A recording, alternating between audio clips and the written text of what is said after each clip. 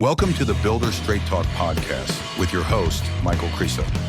Get the unfiltered truth from the trenches of construction, real estate, and funding.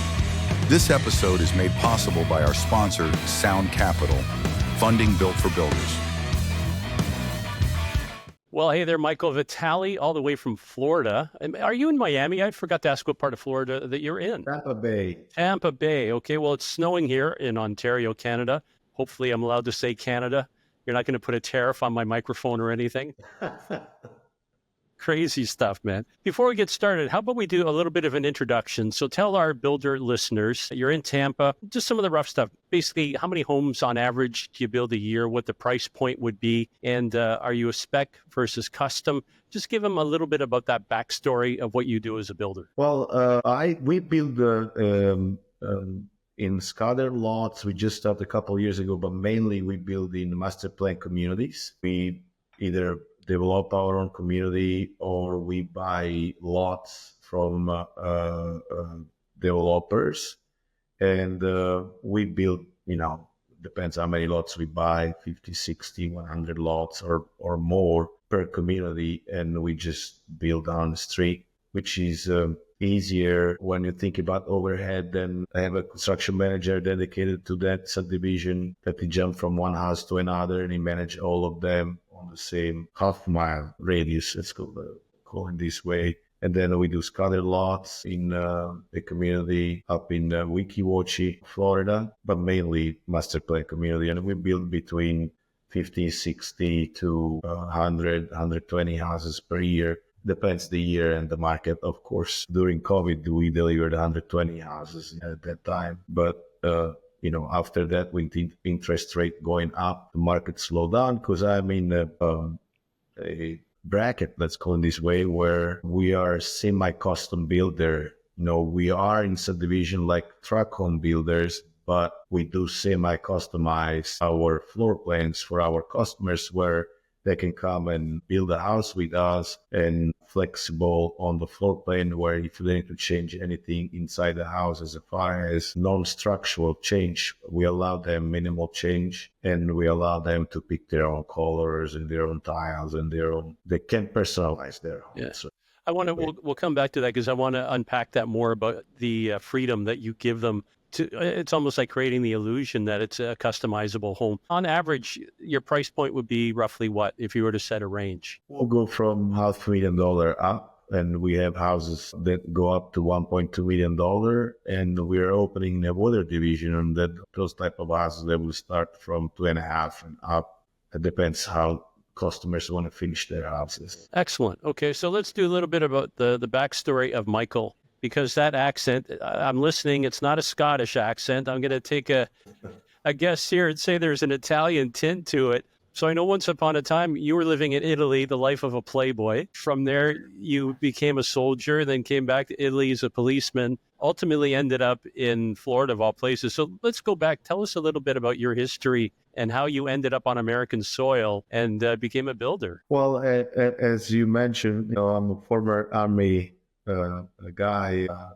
I was in the Latin division called Alpini in Italy. I served 4 years and I had overseas 2 missions with one in Kosovo and another in Afghanistan 2003 for enduring freedom under Article 5 of the NATO alliance, something that lately we can hear talking about often because the war in Ukraine and NATO. After that, I came back in Italy in 2003, and we basically spent another year in the army, and from there I went to the police, and I became a state police officer.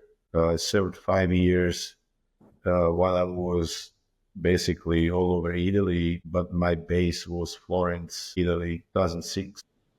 I had a phone call from a friend of mine where he decided to want to go on vacation, and he asked me if I want to go in Florida with him, visit his relatives in a little town called Delegating.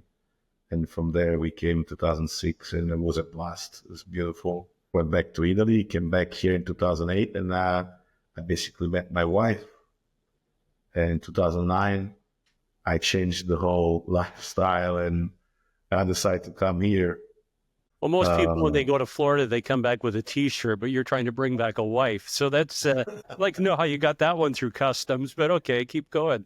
So yes, so I met Julie, and we kept in touch. She came and visit me, and I came back and visit her, and so back and forth for a full year. And then when I decided to, get serious, and knowing that she was running a business down here, because she's a contractor where she's building commercial buildings and professional offices, I decided to give it a try and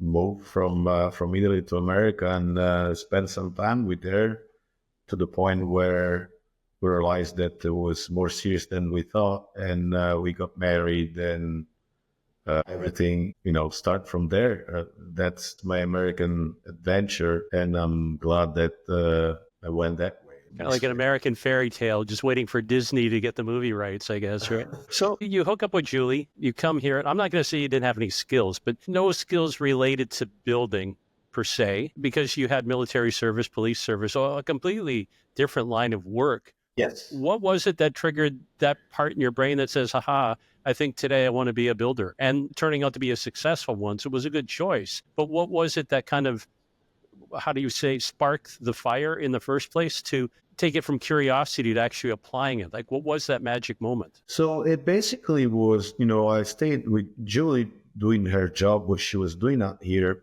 Basically, that specific case, she was building light commercial, where the units are kind of like the same size of a house. They're professional buildings, and it was really interesting. And you're outside, and you see trades, and so back then I was learning English, learning the business, and helping her out basically. And from there, I was trying to figure out what to do and not to do. And Julie's dad, Michael, one day he asked me, and he's like, do you like what Julie does? And I say, yeah, it's nice. I like what she does. And he asked me if he would provide me to the line of credit if I want to start a residential division with my wife. And I said, yes. That was exactly like I just told you guys. I said yes, but I didn't expect a little bit of training, this and that, but I was just thrown out in the water. And that was my father-in-law training. He's like, I can dress you up for business, but the rest is on you. Once I throw you in the water, if you swim, you're good. If you don't, you drown. That boot camp. Let's put it this way. So what was the motivation? You're in Florida. He's pointing at the ocean and reminding you that there's sharks out there. Did that? Yeah, I mean, I had to deal with, and still today, you deal with sharks, which they're like national builder right now. They're a multi-billion-dollar company that they are all of the 20 national builders. They are all here in Tampa area. And it is really hard to get a little wiggle room between them, because their appetite is so big.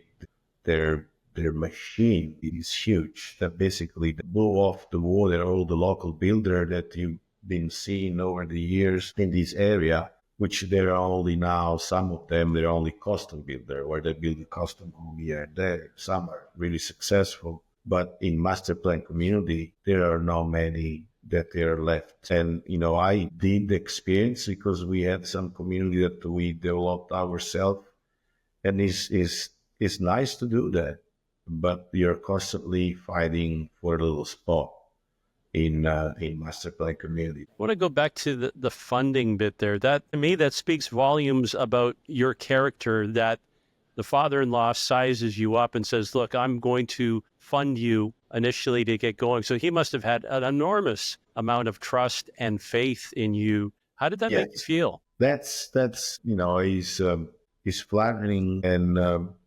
I don't know, he probably saw that I am oriented toward the family, and I will do whatever it takes, because that's the way I am. If I get in on something, I don't back out, go all the way to the end. And, we start small, we start with few houses, but I pushed for more and more and more, and worked out. Do you think, looking back to your service when you were in Afghanistan, is there anything there that you think, I don't want to say help forge you, but helped with your character? Is there anything in particular that you learned there that you brought here that's helped you with your building? Dealing with stress is one of the major skill you're learning in the army. And being a builder, yes, you're not out there with the pick and shovel, even if I did some of that too. But the stress coming out of that, keep the eye on the market, keep the eye on the trades, lead your construction managers, your office manager. You never clock in, you never clock up. I clocked in roughly 14 years ago, and I keep on going. That is what I can, and the discipline that comes behind that. You need to be disciplined. You need to not be afraid of something that is unknown. You need to figure out how to solve the problem, how to get done some of the problems that come out, and think out of the box, which is what I had to do the most, because I was never in the box. Everything from day one is trying to figure out. Mostly I had to think out of the box how to solve problems. So I guess, as you said, there's a real big component there in discipline, being organized, obviously, because when you're in the armed forces and being able to problem solve. Do you find now that you delegate authority well? Is that something that you picked up from there as well, to be able to let things go and assign it to other people? So it's not you micromanaging everything, that you've got the mindset that you can share responsibilities? I wouldn't say authority, because I realized being on the other side, authority doesn't bring you far. You need to be a team leader, which doesn't just come only from the rank that you're covering. It comes like on which direction you want to bring your team in, and what is the goal and how to achieve that. And it need to be a clear vision for everyone that is on your team. You can't just tell them, do this because I said so, because you will not have many followers. I believe that I got some of the skills from a good leader with my previous work, especially in the army. When something need to be done, there was the guy that will tell you, do this and this way, and that's it.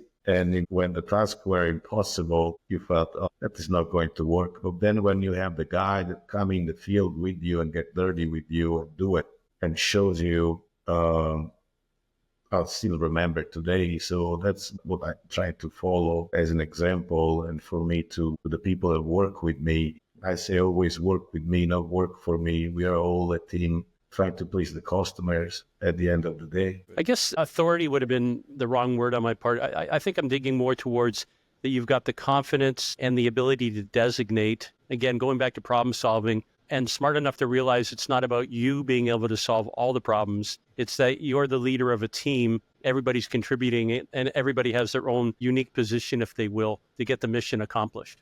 Is that correct? Better? Yes. Okay. Yes. Didn't mean to correct you. No. Yeah, I didn't mean authority like you're barking out orders and you want them to snap at attention. I'm sure your wife does that to you, but I think when you're working with your people. So let's go back a step. I still want to move forward from your father-in-law basically anoints you and says, go forward, my son. What's the first build that you did? How did you come to actually choosing what it was that you wanted to do? And how did that unfold? So before I start anything, I probably spend 5 to 6 months driving from community to community to community and seeing who are the players. Besides to open the yellow pages and figure out who is the plumber, who is this and this, that, I went in the field and figured out who are the players. If the plumber brand and name is on 2-3 different subdivisions and is working for one of the big guys, most likely you have a chance that they are good plumbers with a good price. And so I did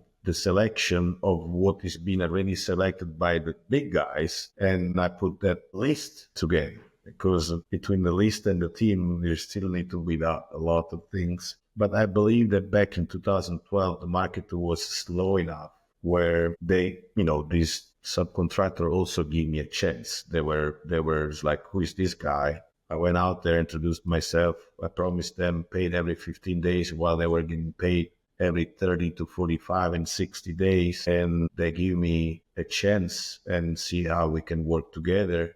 And probably 90% of them, they're still working for me today, since we established a work relationship way back then.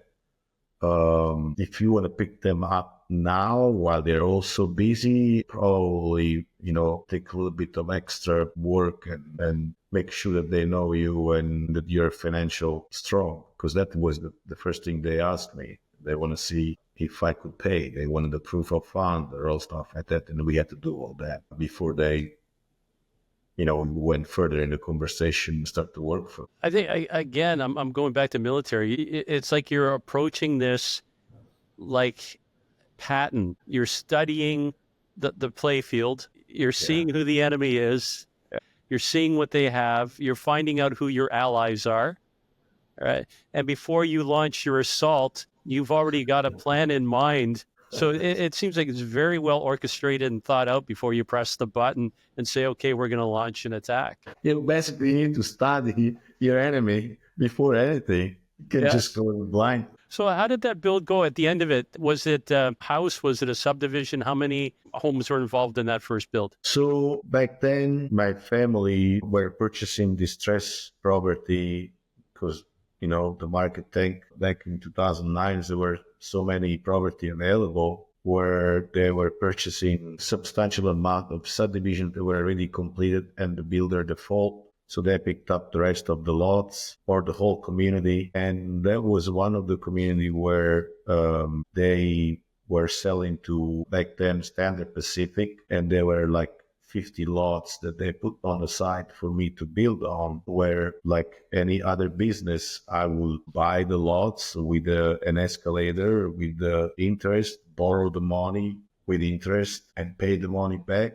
I basically, got the opportunity to play like any other business builder out there, but they saved 50 lots for me and I started to build on the first lot. I still remember today that I was digging my own hole for the building permit, and that was my model. My first house was my model center, where out of that garage we had a desk for my bookkeeper, and we had a color selection. And then we had one of the bedroom as an office for our back then realtor that he was working as my sales agent. And I was building the first batch of houses. There were just 4 or 5 inventory, and the rest were to be built, just because we want to give the chance to our customer to choose their own colors versus just buy a house already done with colors that they're chosen by somebody else. So as you're doing this, just so I understand this,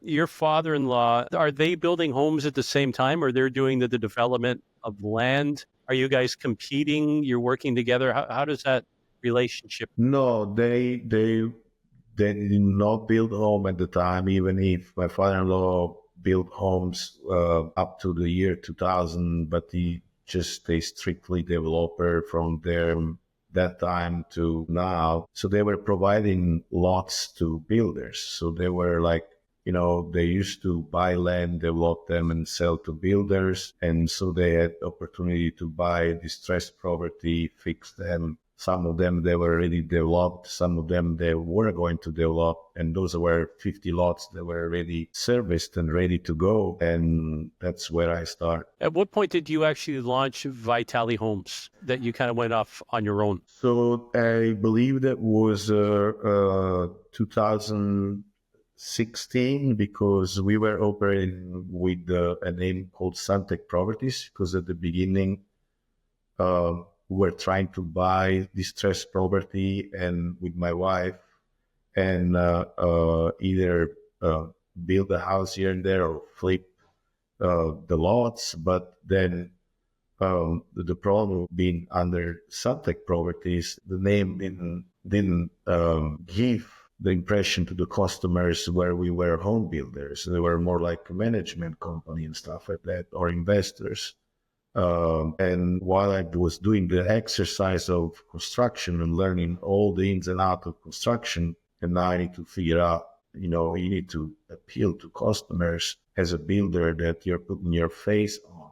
And I put not only my face, but my name on my company, which it will help for people trusting more than just to have somehow a name out there. You never know. Nobody knows who is the builder, who is the guy behind the operation. That first build, can I ask, was it profitable? Yes, it was profitable because it was all few years after, because we kept that as a model center. So it was built with the cost of 4 years prior to the sales. In those 4 years, the appreciation of the buildings around that community went up and up and up. So it was profitable. Looking back, so you've got that first build under your belt. You're successful. You made some money. What was the biggest lesson that you learned from that experience doing your first build? I learned a lot from trades. Believe it or not, back then, I winged it. I went out there and I had a pretty clear idea of how to do and what to do based on the previous experience with my wife. And then also I did a little boot camp training up in Canada, where my father-in-law basically has most of his business in Ontario, which he had a partner kind of like the same way I am, where he was provided lots, money to build on the lots. Then they have their agreement on how the profit will be split. In this case, I'm doing with the partner that I married. So I went out there and spent a couple months out there as well too. And it's interesting, just to get another different visual for the same basically process. It will change just the fact of here we are building for hurricane, under hurricane building code, and out there everything is being built with the frost and the cold weather in mind. You want to talk about cold weather? I'll turn the camera right now and you can see the snow. I want to talk about cold weather. Again, I'm going back to the first build because I think the first one is always the most important, because that's where you learn from, and that either is going to motivate you to keep going or it's going to completely destroy you. So in this case, it was a positive experience. Is there anything that happened during the build that you regret or you wish you had done differently? I cannot say what I would have done differently, because also in mistakes, there are lessons. And if you don't make some mistakes, you don't learn that. And I remember my first sales representative says, Michael, I never seen a builder going through all of that, but I guess what, you're getting all out of the way early in your career. So once you're done, you're done. Again, it's all about the relationship you have with subcontractors. I had the most of the challenge with back then were like some people looking at me like, who's this guy? This is the way I'm going to do it. And I'll be there and it's like, hey, sir, would you please do it this way, because this is not going to come out right. Which were simple common sense things. And I wasn't bringing in a science. And I'm sure that my fellow builder out there, when I use the word common sense, in some occasion is a mystic word for some of the trades. They don't use common sense sometimes. And so that's where, when you go to the process of weed out the bad one, or the one that they are a little bit, let's put it this way, I've been doing this for 40 years, and this is the way I do it, if you like it or not. Or because they're doing for other builder in one way, doesn't mean that you come here and you're doing it the same way. And I have example, but they're silly. That's what is my mistakes or learning from mistakes that I will remember. It kind of makes me laugh when you said, who is this guy? How long did it take before you said, I am the guy, that you felt that you are an established builder and forced to be reckoned with within the building community that you're in? I mean that in a good way. I mean that in a good way, of course. Yes. I know that. I'm not looking for that. The only way I can see is like when people follow your lead, that means that they trust you. And that is a nice feeling, besides, the whole business and profits and margins, when you have people that trust, and especially when you open a new community or you're going for a new project. When unfortunately last November we had that flood and hurricane here in Florida, I opened a Vitali Home remodeling, where I want to help people get back on their own feet on those houses that were flooded. But I never did remodeling because all I do is new construction. New construction trades, they normally wouldn't do and remodel and fix and patch houses. So I expressed my will to do that to all my trades, knowing that they will not go and remodel houses. But the response back was, we will figure out, Michael, we will figure out with you and we will go out there and fix that. And that is, they could say, well, unfortunately, we don't do that. You have to figure out with somebody else. But people are trying to follow you in your new adventure. Let's put it this way. It's just gratifying. So the formation of your company, you're not out there swinging a hammer anymore. You work more as the supervisor. Is that kind of your role? And then you have an army of trade people that you hire, but they're not employees. Correct. So now I have 2 construction managers that take care of, one guy is on Hernando County and he take care of 2 community. And I have Sean that he take care of one community we just closed out, we finished, and he's opening a new one. There's another one coming up. They deal with the trades, but I'm always present. So basically, there are days where I drive through the communities and I talk with my construction managers. There are days I stay at the office and I talk with my office manager. There are days where I spend time with my sales departments. So there are departments like the construction managers, and there is the office management, and there is the marketing department, which goes together with the sales department. So I dedicate time to each of those departments where I have my sales manager, I have my office manager,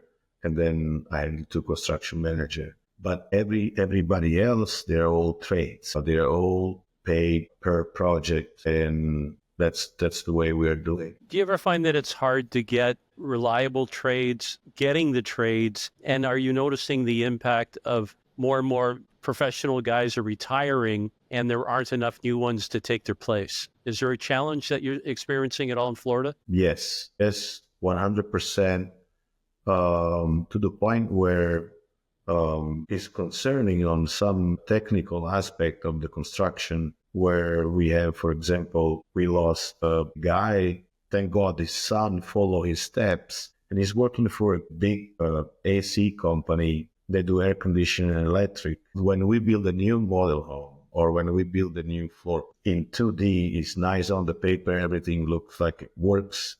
Then when you go out there and you build the house, now, the trusses, inside the trusses, and the way we do install our air conditioner, we install that in what we call a doghouse, which is a recess inside the truss, so it doesn't take space inside the garage, on the floor of the garage, so it's a square foot. Is outside the building envelope, which you don't hear the noise of their handler that we have in the house. But it comes with their challenge. It's more expensive, and then you need to make sure that you have enough room through the webs of the truss, that you have all the returns and the supply for the air conditioning. So this guy was the guy that we always go through the first time build floor plan, and we were trying to figure out, if it works, if it doesn't work, what we should do next time. So work the bugs of that floor plan out. And it does also, not much with the plumbing, but most likely with the AC or some type of framing solutions and stuff like that. Those guys are essential to the business. New generation are not approaching those kind of job anymore. I actually went to my continuing education last time, and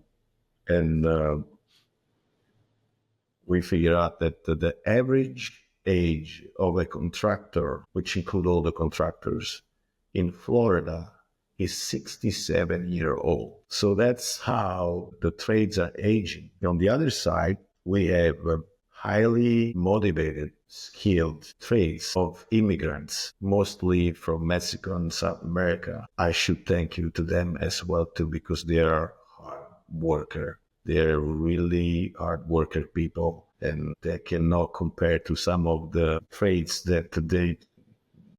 Why do you think that the number I heard, Michael, was that for every 5 that are retiring, only 1.5, give or take, so 1.5, are replacing them? So that means eventually, if that continues, we're going to get to a tipping point where you have more work than you have the labor force to fulfill it, qualified labor. Your qualified labor will then start demanding more money, and they'll be more particular about the projects that they choose, which means now, the ripple effect, cost of housing goes up, the amount of houses that you can build goes down. What do you think in Michael's world is a solution? How do we stop that before that wave hits the shore, do you think? Well, what you just said is 100% correct, to the point where they do not really demand more money, or they always do, but there's always a balance, and the balance is given by the national builders. They need to keep their price to a certain spot, right? So they will be the one that do the heavy lifting against to the trades. When the market is going down, they are the ones say, hey, you build 20,000 homes for me in this area, and you need to get a 5% cut on the next houses, or there is no job. So they do the heavy lifting on that. And local builder, they benefit slightly from that heavy lifting that the national will do. But the problem is that most of the problem are that before we can keep the schedule running smooth, because you had enough people working on for everyone, and now these people are like short-handed, really short-handed, where they think that they can get the job done in a certain time, and they get delayed, so they show up late on the other job. Those are the problems we're having now. The solution to that is that I need to show some of the track of that those trades are show up on the job site for the new YouTubers, or I want to be a YouTuber. These people, they can afford, and their yacht as well too. There are some people that they have yachts, and it's a profitable business. Plumbers, electrician, if you do it right, and if you're expanding that business, it is a good job to have.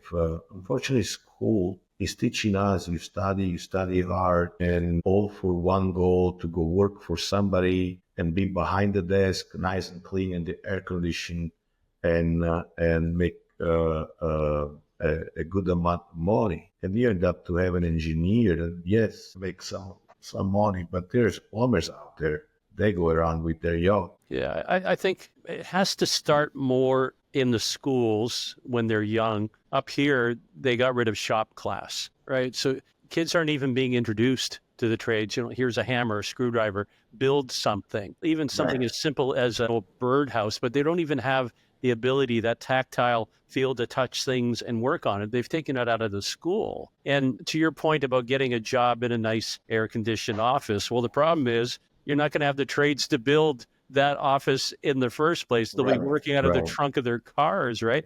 I think, and correct me if I'm wrong here, part of the issue is we have to show the kids now, this generation that are in grade school, high school, and coming out, that there's nothing wrong with the trades, that it's actually an honorable skill to have. That because once you've learned a skill, electrician, framer, roofer, you'll always be employed, right? There'll never be that opportunity where you're fired unless you do something stupid. But then from that, you have the ability to create your own business. Like as an electrician, you put in your dues, you work 3, 4, maybe 5 years, you hire a couple guys, and just like you did, you start your own business. Like what other profession allows you that freedom and opportunity to do that? Yeah, no, I 100% agree with you. I give an example of when I was a kid. We didn't have this camp, baseball camp, or this camp after school. Obviously, I was always motivated to learn something. And my first job after school was barbershop assistant, when I was helping and learning how to shave and cut hairs. Well, it takes years, but I was doing only summertime, or sometime at Christmas time, when we call him the master. We need some help. And then from there, another time, another summer, I was a mechanic assistant. So, you work for just basic money. You're out there more learning than anything else, and stay off the street. getting in trouble than anything else, but you learn something. One, you learn the value of the money. So if before you want to buy an expensive pair of shoes, right now it's like, hey, I want that pair of shoes. And it's like, okay, they're expensive. Well, they're only $200. They say they're only $200 because they have no idea $200 how long somebody need to work. So when I used to do these small job and stuff like that, I will say, okay, do I need that? If I need that, how many weeks I need to work to achieve that amount of money? And that will discourage you to go and spend any silly money on stuff that you really don't need. I need to start from basic chores in the house or something like that. So people to learn it. I mean, I don't understand why in school they don't teach business classes with the basic. It's nice to be educated and know about history, know about everything else. But the basic business is what also I think it should be in school. That's just my wish for our new generation. Well, even something as simple as managing your own bank account. Like, as you said, I want to run out, I want to buy that thing for $200. I have my dad's credit card. Okay, where did that $200 come from? It just didn't manifest, right? How many burgers working at McDonald's would you have to flip before you could get that? And to a side note, it just made me laugh when you said you were working as a barbershop assistant. I'm wondering how many classes you skipped, because I see you missed a spot here. I hope you don't build houses like you shave, Michael. Let me put it that way. Well, I still remember. I used to do that in the army, but all my friends knew me. But the first time I went in the police academy, in my police academy, it was basically 1 year in a police academy, and you leave there. Basically, you only have from 5:30 to 10:30, 5:30 in the afternoon to 10:30 of free time where you can go out and do whatever, but you need to go back and sleep there. It was kind of like another military school after I did that. But in this case, basically, you were studying law to the point where you have, I don't know how many credits. You can become a lawyer with a few extra classes after that academy. But in the morning, when we were already getting ready and shave, I was shaving with a straight edge. And one of my friends like, what is that? I never seen a straight edge. I've seen it in barbershop, but I was shaving with a straight edge. And that made a history for them. So that's something that at least I learned that. You can change a blade every day. They're super inexpensive. And you're sure that you have a fresh blade every time you shave. Man, let's jump back into building here. So now that you're a successful builder, what is it that when you look at a project, are there a series of boxes that it has to tick for you to decide that this is a project that you want to take on? And so let's walk through that process. What is it that Michael looks for, that this is a great potential project that we should consider, and this one not so much? How do you actually evaluate what it is that you're going to do? Well, I do the reverse math on everything. When I explore an area, I see what are the houses selling at this particular moment, what are their price.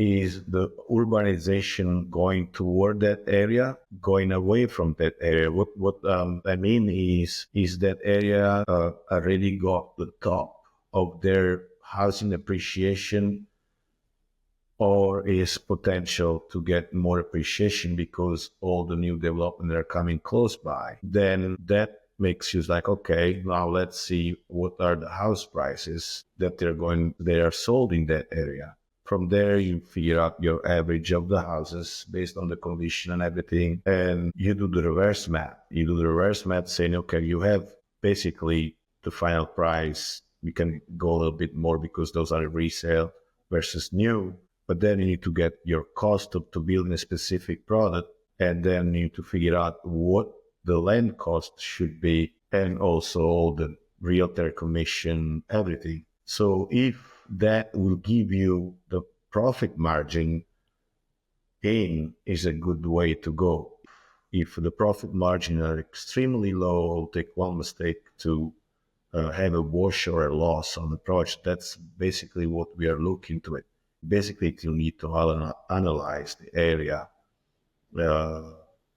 and really program in and plug in any little number that you can, make sure you don't get hurt. Do you find the fact that being a spec builder and you have a series of plans that you've done over and over again, does that help you with your cost control? Because you know that this is what it more or less cost me to build this certain type of home or types of homes. Is that kind of part of the formula that helps you control costs? Yes, because you know the cost of the specific house. Sometimes we come out with a different floor plan, but it's basically the same shape and size, the same number of bedroom, the same number of bedroom. So it does really give you a pretty close range for everything you do. But if you are a custom builder, you either need to shoot high and make sure you don't get hurt, but you get a chance not to get the job, or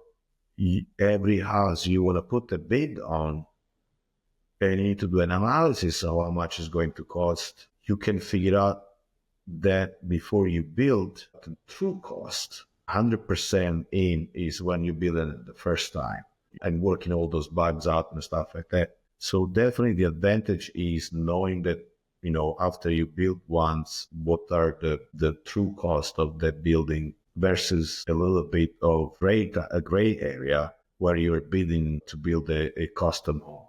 I'm trying to say this respectfully because I don't want to insult custom home builders, but do you find that it's a greater stress and more risk being a spec builder because you have more of your own money in the game, if you will, versus if I'm a custom home builder, I know I'm already getting my advances, the money's already on the table from the buyer. Do you find that there's more stress involved with what you're doing in that respect? I would say yes, but I would also say that in a custom builder, the stress that they have is that there's going to be another builder that they are going to undercut it. So they will shave their margin too much where they're going to create a problem for themselves and the customer later on.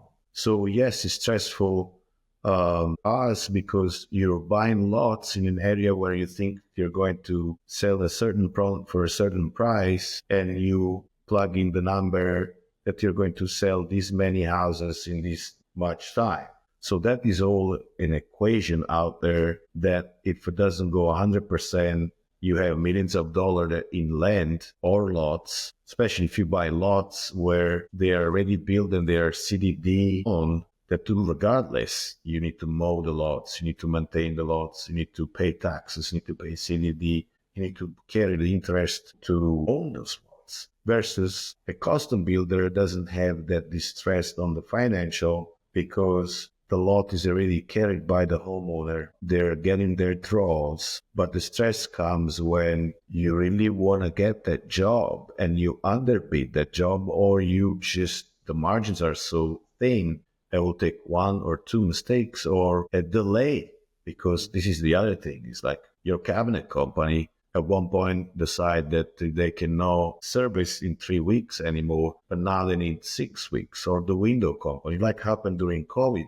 So now your construction manager, he's getting your paycheck regardless the time of the windows to show up and stuff like that. So your overhead are going to start to go up, and your profits are going to get lower, to the point where some of the dishonest builders, when they realize that they're already losing on the house, they abandon the project and they let the homeowner struggle out there with a house half built or 3/4 built. And then, they start to play more than 2 years to build a house, more than 2 years here and there. And so they're going to swing lawsuit back and forth. And at the end of the day, only both of the lawyers will win. So yes, it's stressful on type of builder like us, make the wrong investment in the wrong area, but it's more secure for the home builder. I guess that the only thing that is better for a custom builder are the builder that they choose to do cost plus. The builder say, I'll build your house, custom builder with cost plus. They say, I'll build your house with the cost plus contract, which the builder will provide how much was the bill for the block, for the concrete, for whatever they're bringing in, and they're putting their 20 or 25% margin, whatever margins they put on. So they know even if the cost of concrete go up, their margins are always safe. So that is less stressful. Now, how many people that will jump on a cost plus versus people that will go on a fixed cost? That is the gray area. Yeah, I look at Because from the buyer's perspective, it's like taking a gamble. I've budgeted for this much, but suddenly it could be 15, 20% higher than we allocated for just because, yeah. Let me go back to something about the land part of it. I know in Florida right now, you're still going through a boom because people are flooding in from all over to get to Florida. How are you finding your lots now? I would imagine the stress to be able to find proper lots to actually be able to develop and build on must be intense, especially when you're competing against the big boys out there. yeah, that is the main stress right now for everyone. Not only for a local builder like me, but also for national builder. For example, give you a name of a builder. There's D.R. Horton, the biggest builder in the United States, and then right after that is Lennar, right? The machine is so big that they need to keep on building houses regardless, just to maintain their army of employees that they have, and just to maintain the stock at high or higher. So they're constantly need to try to figure out how to make the next move. And I talked with a guy that used to work for them at one point, that he said, Michael, they're a high-tech company that they end up to build houses. So it's a business model that almost as last remedy is to build houses, but they're always trying to figure out how to make the next move, marketing-wise or land acquisition-wise. So they are also competing to each other, and they're so big where they can just come in. It's like, well, we'll buy these 1,000 acres and we'll develop the subdivision. Well, if the margins are not right, they use it as a write-off because they build 33,000 homes. And if they lose couple hundred, 300 of them, it's no, I wouldn't say it's not a big deal, because I'm sure it's a big deal for everyone, because regional manager and people, they probably get fired. But, this is how big is the machine that moves around them. And plus they've got the capital that they can roll in, buy land, and just hold on to it until it's ready, I guess, right? There's that. Well, until the investors committee are starting not to, because they need to respond to investors committee and also to the shareholders, So the investors committee will start to, hey, the direction where you guys are going is not the right one. They will do anything to make it happen. And that what it creates also problems for the small guys, like trying to get in the same area, and because they're going to spike the land cost, they're going higher and higher.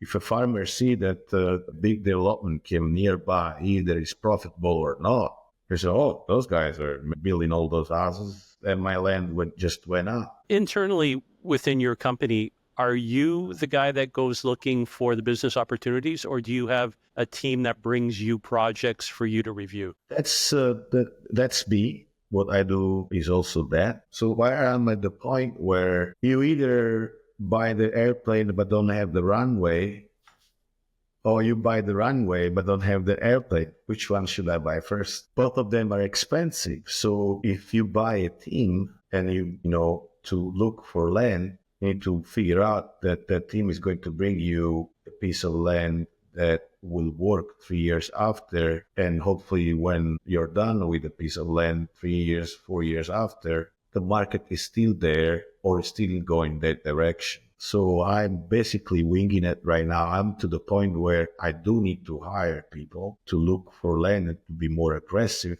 because the sooner you turn around and you spend more time with the sales department or marketing department, you keep your eye off the land, and that piece of land you thought that was 90% good is gone. So you need to have people focusing 100% on that. And so that's where I am at the point where it's getting that stressful. I kind of like that analogy. Do you have the runway or do you have the plane?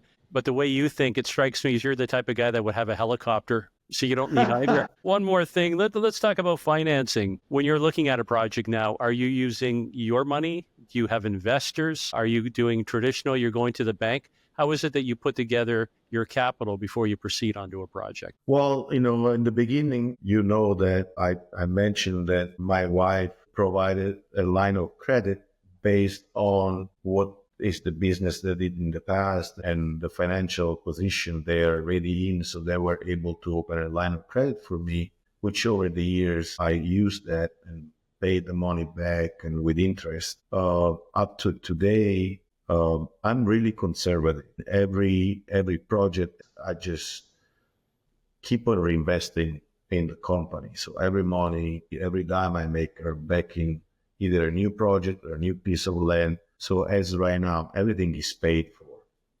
Now, once you start to building again, so everything is on the land, but once you start to, when I say building again, is the one you start to get on volume, you can also still borrow money, and 6 to 8 months later is coming to a close, because I am a to-be built builder where 90% of our houses are built for a customer that already is under contract. So you know that 8 months later, those money are coming back versus building specs. You're putting your capital out there. Then you need to figure out how to sell the product and make sure you're keeping a profit. So when you have a development, I'm just going to throw a number out there. Let's say it's 100 homes or 50 homes, whatever that new development's going to be. Do you pre-sell before you even put the shovel in the ground? Or as a true spec builder, you know that you're going to have the ability to sell, so you're funding it so you can move forward? The second. So we are not pre-selling unless we just open a new model that basically is complete. We will do a grand opening a few months from now because the subdivision is technically done. It just need to be polished with landscape on the front, fencing and all good looking stuff for the community.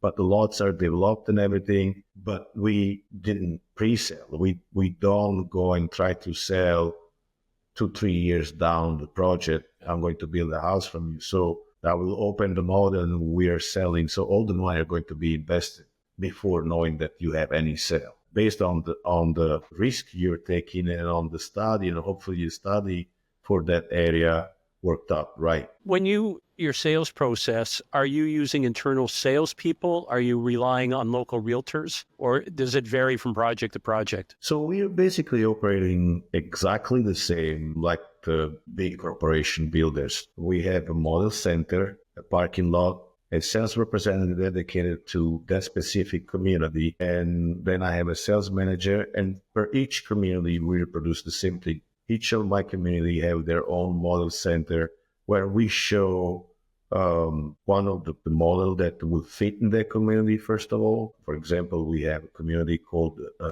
Hidden Ridge, where we have 40 to 45 feet product because the lots are 60 feet wide. And then we have a community where in a golf community in Brooksfield, where is on a golf community, the lots are larger, but we build a totally different style of houses in there on top of the fact that they are bigger homes and wider homes. So we have a model for each one of these communities. It depends what type of community and what type of houses we are building in. We have a model. So then within your model home, you have the layout and it shows the little subdivision and they can pick which model they want. Is that kind of the idea? Okay, got it. Correct. All right. We've covered a lot of ground here, my friend. Anything I'm missing? Any question that I should have asked that I haven't asked you yet? No, unless it's when you're coming down in Florida and we have a good time in the warm weather of Florida. I think last time I checked, you're up to, I think you owe me 3 beers was the last tally. I think beers. They're waiting for you to get warm. But first, I have to let this grow so we could look like we're ready. Yes. Yeah, you is a must. You need to have that. Let me work on this first, then I'll work on it. Michael, it's been a pleasure. Thank you, my friend, for taking time out of your busy schedule. And thank you for having me. We'll take you up on it. I will come down to Florida because I would love to meet your father-in-law and the family. And I think that would be a fascinating story to get his side of the things. Because one thing that I've come to respect, because people don't realize, you and I have spoken a number of times, that you have a very, very strong family value, if you will, love of family. And the respect that you have for your father-in-law is really an inspiration. And I would venture to say that you probably still seek his counsel before you take on a project. And because he has so much wisdom still to share. Am I right in saying? Yes, we do. He's 80, outwork all of us. And when I say us, it's me, my wife and the other kids. And sometimes it's restless, and when she wants something, you need to get done right now. And he really enjoys to go through the floor plan with me.